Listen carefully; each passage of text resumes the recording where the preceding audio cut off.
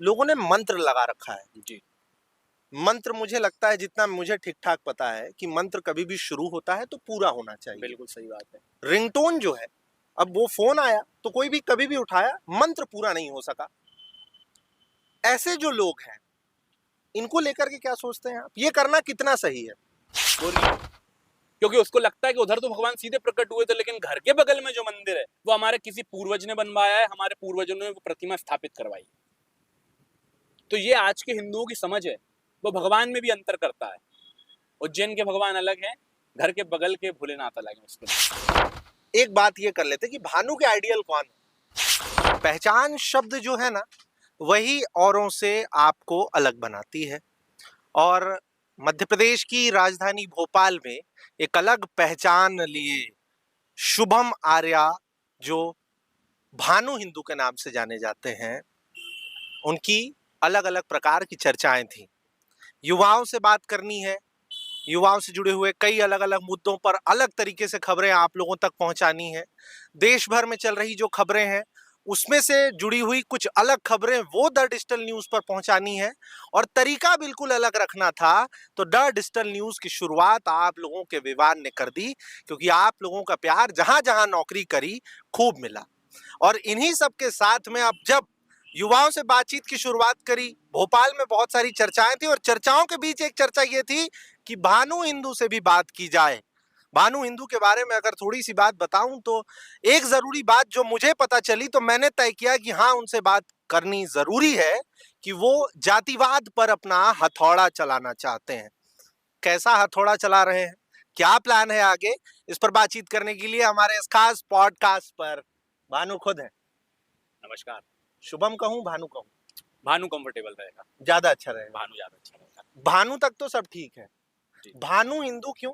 और एक मिनट, अगर भानु हिंदू, तो क्या आप मुस्लिमों से बात नहीं करते? क्या सिख से बात नहीं करते? ईसाइयों से बात नहीं करते?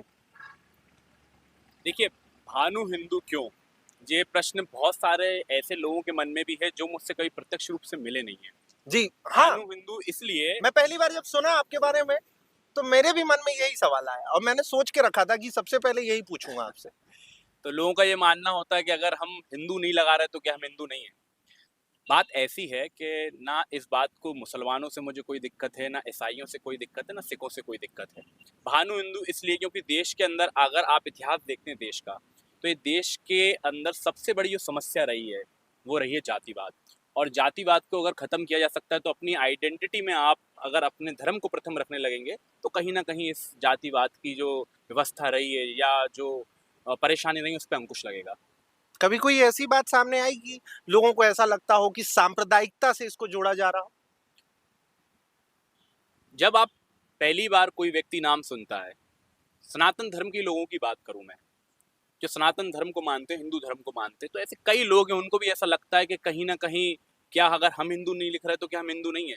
तो ऑब्वियस बात है कि और भी बहुत सारे लोग हैं, उनको ऐसा लगता है कि ये भानु हिंदू इसलिए नाम लिख रहे हैं, कहीं ना कहीं ये इनके मन में कट्टर भावनाएं हैं। लेकिन जबकि ऐसा नहीं है, जातिवाद को खत्म करने के लिए ये व्यवस्था चालू की गई थी। और आज पूरे देश के अंदर आप अगर उठा के देखेंगे, हिंदू टाइप शब्द करेंगे गूगल पे या फेसबुक पे, इंस्टाग्राम पे ऐसी हिंदू लिखेंगे, तो कई ऐसी आइडिया जिसमें लड़की भी हैं, लड़के भी हैं, अच्छी उम्र के लोग हैं, अपने नाम के आगे, अपने नाम के या पीछे हिंदू लगाने लगे।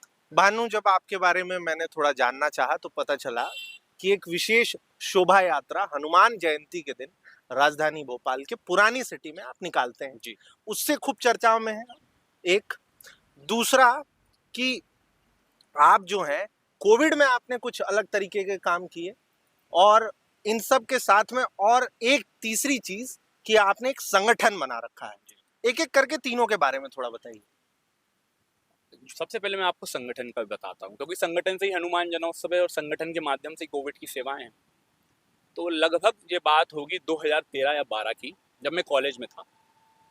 और शुरू से जब मैं कॉलेज में क्या कर रहे थे उन दिनों? मैं इंजीनियरिंग कर रहा था। अच्छा। जी, मैंने इलेक्ट्रॉनिक एंड कम्युनिकेशन से इंजीनियरिंग कर रहा था और शायद सेकंड ईयर का स्टूडेंट रहा हूँगा मैं जब। तो छात्र राजनीति में भी एक्टिव थे? नहीं नहीं नहीं, मैं छात्र राजनीति में कभी एक्टिव नहीं हुआ। तो मेरा शुरू से ही मोटिव रहा है कि मेरे को जन सेवा करने का एक शौक है कि लोगों के लिए कुछ करा जाए। इसके लिए मैं एयरफोर्स में जाना चाहता था, लेकिन सही मार्गदर्शन ना होने के कारण मैं एयरफोर्स में नहीं जा पाया। तो जब मैं कॉलेज में आया, कुछ दोस्त मिले, तो हम लोगों ने एक प्लान किया कि क्यों ना एक संगठन बनाया जाए जिसके माध्यम से समाज के लिए काम किया जाए, राष्ट्र के लिए काम किया जाए। तो मुझे अच्छा लगा, मैंने प्रयास करा, चालू करा, कुछ लोग जुड़े, फिर हमने धीरे धीरे धीरे करके जगह जगह बैठकें ली, बैठकों के माध्यम से अपनी विचारधारा लोगों तक पहुंचाई। तो धीरे धीरे करके पूरा भोपाल जुड़ा, भोपाल के साथ अन्य जिले भी जुड़े। तो उसी के बाद एक क्रम चालू हुआ 2000 लगभग 15 से, अच्छा, जिसमें हमने हनुमान जी महाराज का जन्मोत्सव मनाना चालू करा। क्योंकि जहाँ बात आ जाती है समाज की, जहाँ बात आ जाती है राष्ट्र की, तो अपनी संस्कृति के प्रति जागृत करना भी राष्ट्र हित के लिए काम होता है। तो हम लोगों ने हनुमान जी महाराज का जन्मोत्सव निकालना चालू करा। और ये जो आपने बोला कि विवादों में रहा है कार्यक्रम, ये जानबूझ के कुछ 2 साल 3 साल पहले से इसको ऐसा करने की प्रयास किया जा नहीं रहा है। विवाद नहीं कहा मैंने चर्चाएं कही। हाँ, चर्चा इसलिए भी विवाद तो का शब्द का उपयोग नहीं किया मैंने। चर्चा भी इसलिए विवाद भी क्योंकि हुआ क्या कुछ? नहीं, विवाद किस तरीके के विवाद लगभग हुए? 2022 की बात है। हाँ, शहर काजी ने इस पे तत्कालीन गृह मंत्री को एक आवेदन दे दिया था शोभा यात्रा को रोकने के लिए। तो विवाद मैंने इस संदर्भ में बोला आपसे। तो कुछ 2-3 साल पहले से कोशिश की जा रही कि वो शोभा यात्रा पे अंकुश लगाया जा सके, क्योंकि उस शोभा यात्रा के माध्यम से भोपाल का यूथ, और भोपाल का नहीं बोलूंगा, जब वो शोभा यात्रा निकलती है तो उसमें लाखों लोग सम्मिलित होते हैं। वो बड़े बड़े न्यूज़ चैनल, आप जब न्यूज़ उठा के देखेंगे, उनने खुद इस बात को एक्सेप्ट किया है। तो भोपाल के अलावा कई जिलों के लोग उस शोभा यात्रा में सम्मिलित होते हैं, समाज में एक अच्छा मैसेज जाता है। तो लगभग 10 वर्ष पूर्ण हो चुके हम लोग को इस वर्ष शोभा यात्रा के। तो ये शोभा यात्रा का अध्याय था। अब इसी बीच में जब कोविड-19 आया, तो जैसा मैंने आपको बताया, संगठन का लक्ष्य सेवा भाव, सिर्फ सेवा भाव। सेवा, समाज के लिए सेवा जी करना, जी। सनातन संस्कृति के प्रति जागृत करना। तो बात आ जाती है कोविड-19 की। तो कोविड-19 जब लगा तो शुरू में समझ में ही नहीं आया कि हो क्या रहा है, क्योंकि आंशिक लॉकडाउन लगा एक दिन का, तो लगा कि अगले दिन सब सामान्य हो जाएगा, लेकिन ऐसा हुआ नहीं। और अपने आप में ऐसी पहली घटना थी जिसमें देखा जा रहा है कि पूरे देश का सब व्यक्ति कुछ को बंद हो बंद रहा कर है। दिया, सब कुछ हाँ, बंद है। हाँ। और हमारे भोपाल का, क्योंकि मैंने भोपाल में काम करा तो मैं भोपाल की बोलूंगा, हमारे भोपाल में ज्यादातर जो जनसंख्या है, पूरी नहीं लेकिन एक अच्छी खासी जनसंख्या, और रोजमर्रा कमाने वाले व्यक्ति होता है, जो डेली काम पे जाता है, कमा के लाता है, उससे उसका परिवार चलता है। ठीक है। तो एक दो दिन तो देखा मैंने, शायद आज खुलेगा कल खुलेगा, जब वो कोविड बढ़ता ही चला गया। हाँ, बढ़ता ही हाँ, चला गया लॉकडाउन। हाँ, तब मुझे एहसास हुआ कि कई लोगों को बहुत समस्या आ रही थी। अपने जो अन्य ऑक्सीजन, कार्यकर्ता हैं, बेड, तमाम सारी चीजें। शुरुआत में तो ऑक्सीजन की समस्या नहीं रही थी, क्योंकि खाने पीने ऑक्सीजन की। का जो परेशानी थी वो सेकंड वेव में थी। ठीक है। शुरुआत में खाने की समस्या जी बहुत थी। जी। अब कई कार्यकर्ता, उनके फोन आए कि ऐसी ऐसी समस्या है क्षेत्रों में। तो हम लोगों ने भवानी रसोई से एक अपना प्रोग्राम चालू करा। भवानी रसोई का कहने का तात्पर्य है, हम लोगों ने प्रतिदिन 1000 लोगों के लिए भोजन सेवा देना अपना प्रारंभ करा, जिसमें हम लोग गांव गांव से जितना हमारा सदस्य है, कार्यकर्ता, उनसे गेहूं लिया। बहुत सारे लोगों ने आर्थिक मदद भी करी। जो हमारे ग्रामीण क्षेत्र के सदस्य हैं, उनने अपने खेतों से सब्जी दी। तो ऐसे करके हम लोग प्रतिदिन 1000 भोजन के पैकेट बनाते थे, जो हम लोग पूरे भोपाल में जिन क्षेत्रों में जरूरत है उधर डिस्ट्रीब्यूट करते थे हम लोग। अब जब आप ये सेवा कर रहे थे, जी। तो उस वक्त भी ऐसा हुआ क्या कि क्योंकि भानु तक सब ठीक है, हिंदू, जी। तो क्या दूसरे समुदाय के लोगों ने आपके सामने मदद की गुहार लगाने से कतराते हुए वो दिखे, रुके? कभी ऐसा हुआ, कोई कहानी याद आ रही हो? देखिए, एक इंसिडेंट है, लेकिन मैं इस सेवा को मदद नहीं बोलूंगा, क्योंकि करने वाला और कराने वाला ईश्वर था, हम तो माध्यम मात्र थे। तो एक बार एक फोन आया, हालांकि जो फूड पैकेट बांटते थे, किसी की जात या किसी का धर्म पूछ के नहीं बांटते थे हम लोग। वो तो जो व्यक्ति को जरूरत थी उसको दे देते थे, कभी उससे नाम तक नहीं पूछा कि आपका नाम क्या है, क्योंकि सनातन धर्म का भाव ही ये है कि सबकी सेवा करो।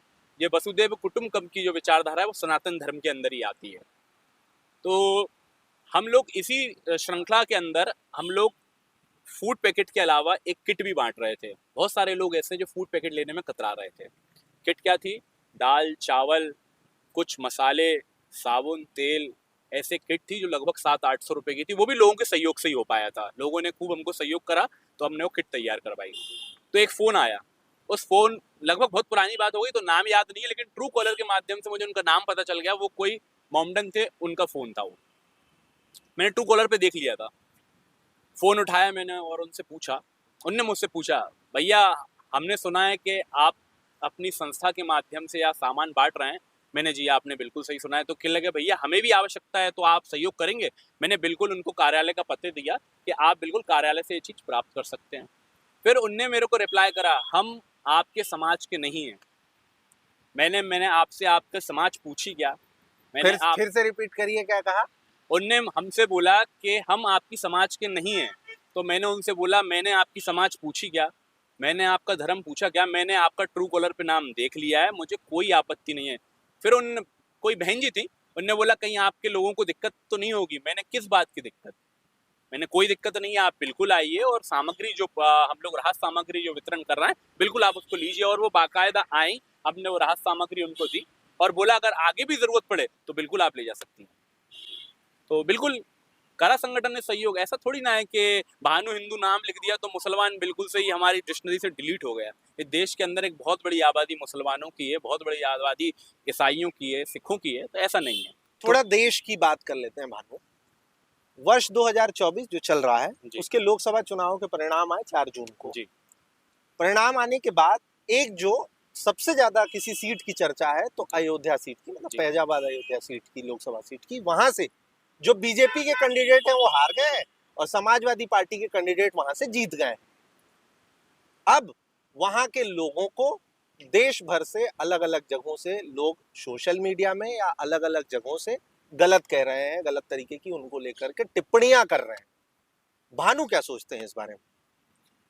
देखिए हमारे सिस्टम की एक समस्या है और खासकर हिंदुओं में भेड़ चाल चलने वाली। चुनाव एक अलग विषय है, सबका मत अधिकार है। कोई भाजपा को पसंद करता है, कोई कांग्रेस को पसंद करता है, कोई आम आदमी पार्टी को पसंद करता है।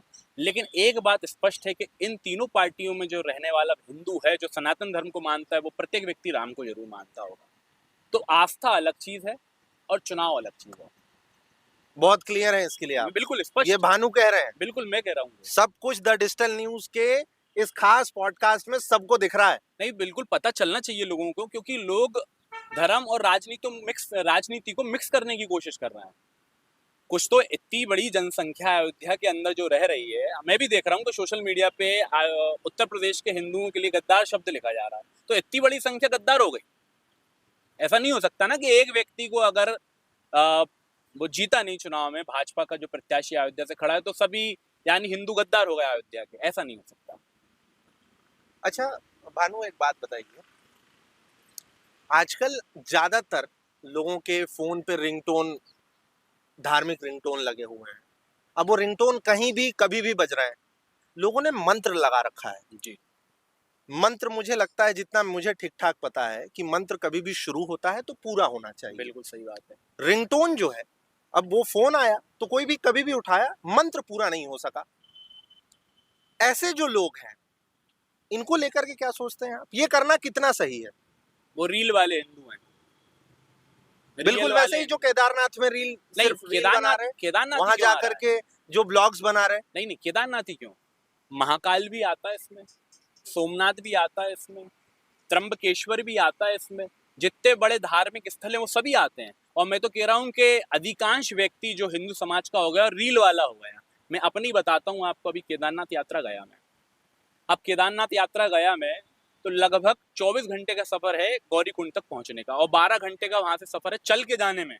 12 से 14 घंटे लगते हैं और फिर 8 घंटे की लाइन गर्भगृह में पहुंचने तक की रहती है। वहां पर पे बाहर बोर्ड लगाया कि फोटो खींचना सख्त मना है।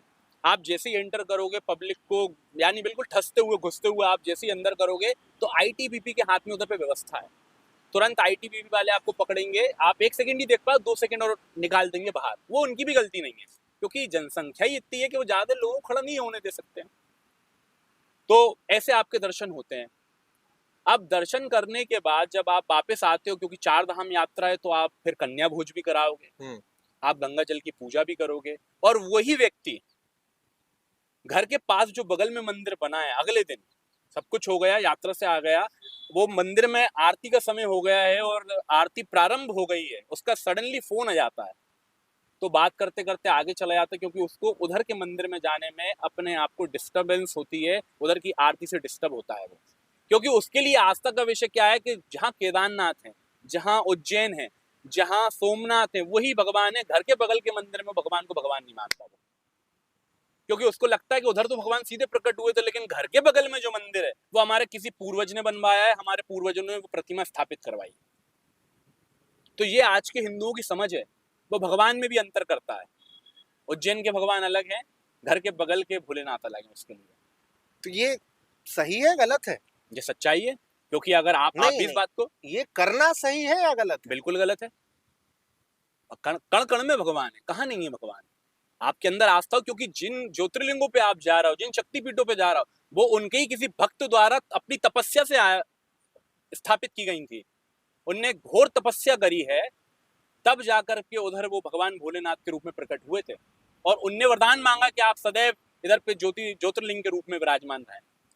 अच्छा, ऐसे लोगों को जागरूक करने के लिए, और ये लोग गलत कर रहे हैं, इन्हें समझाइश देने के लिए भानु कुछ करेंगे या करते आए हैं? मैं काफी लंबे समय से इस पे प्रयास करते आया हूँ, समय समय पे बैठकें लेता हूँ, उसमें लोगों को बताता हूँ कि भगवान सिर्फ 11-12 ज्योतिर्लिंग या 51 शक्तिपीठों में नहीं है, भगवान सिर्फ बड़े मंदिरों में नहीं है, भगवान हर जगह है। आपको आवश्यकता उसको समझने की। भगवान को आप खरीदने की कोशिश मत करो, भगवान को आप घूस देने की कोशिश मत करो कि आपने सोना दे दिया और सोने के माध्यम से आपने मांग लिया कि मेरी ये मुराद पूरी हो जाए, ये मन्नत। आप क्या हो? ऐसी हजारों धरतियां घूम रही हैं पूरे अंतरिक्ष के अंदर, ना जाने कितनी गैलेक्सी होंगी, कितने ग्रह होंगे उनके अंदर। आपने एक धरती के अंदर आपका जन्म होता है, एक देश के, एक प्रदेश के, एक शहर के, एक छोटे से मोहल्ले के अंदर, एक घर में आपका जन्म होता है, और आपको एक धातु मिलता है पीले कलर का, इसको आप सोना कहते हो। आपके हिसाब से 70 लाख रुपए किलो है ना, और आप भगवान को जाके देते हो कि ये मैं छत्र चढ़ा रहा हूँ सोने का, मेरी ये मुराद पूरी हो जाए, ये मन्नत पूरी हो जाए। तो आप उसको खरीदने की कोशिश कर रहे हो जिसने सब कुछ बनाया। तो ये लोगों की अज्ञानता है।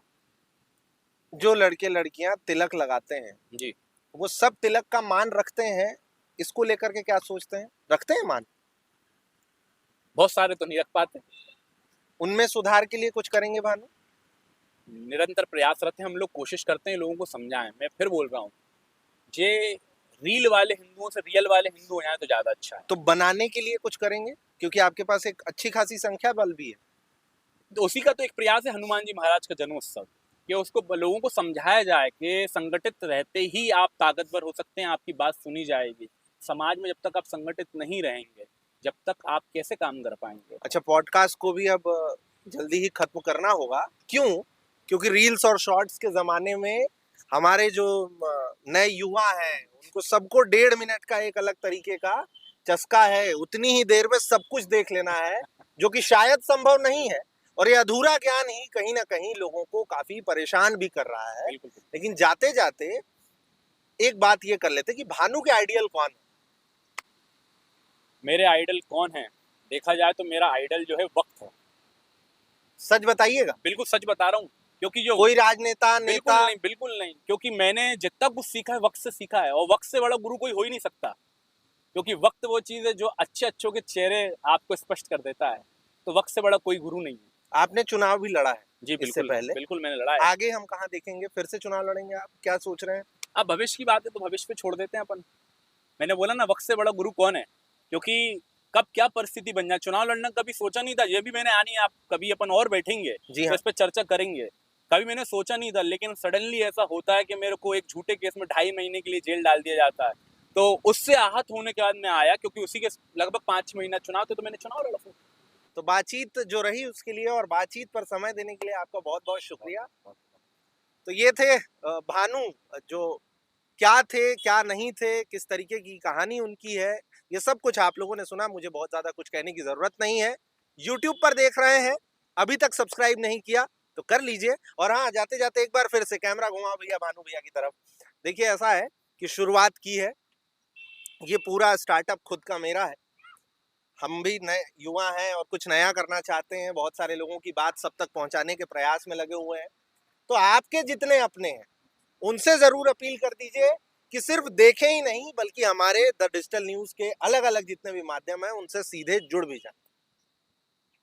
विवान जी, मुझे भी आपसे मिलकर बहुत अच्छा लगा, और मेरे जितने साथी हैं, मैं आप सभी से आग्रह करूंगा कि हमको समाज के अंदर ऐसे युवाओं को बढ़ाने की आवश्यकता है जो समाज में उन लोगों तक पहुंच रहे हैं जो वाकई में समाज के लिए कुछ काम कर रहे हैं।